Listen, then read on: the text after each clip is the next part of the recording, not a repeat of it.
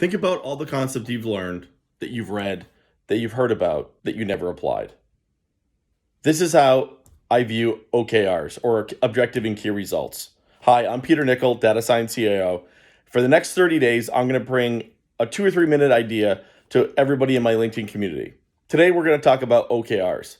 When I think about that gym membership that I should be leveraging, or the less salt I should be using on my food, I know about all these different concepts. I've heard them all over again.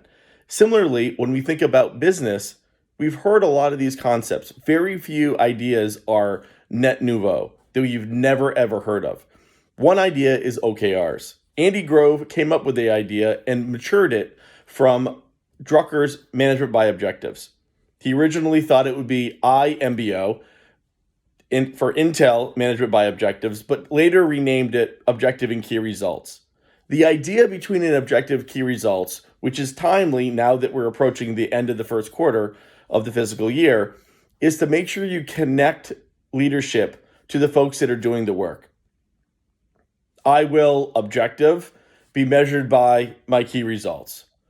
Typically, it starts from the top and moves down.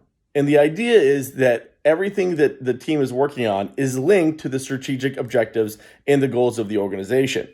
So you're probably thinking at this point, yeah, I've heard that before. We already have goals, we're all set. But are those goals really linked to other goals and linked to other key results? Probably not. Probably some of those goals that have been identified are manufactured and are low-hanging fruit for many of those leaders and executives to hit. They've defined their goals to ensure they can meet those objectives. I want to offer an alternative approach. What if those goals were more strategic in nature?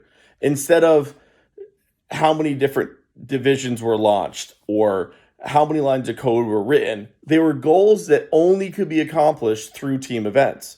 So instead of lines of code, it was number of disputes logged, or instead of number of new products launched, for example, it was the customer satisfaction scores.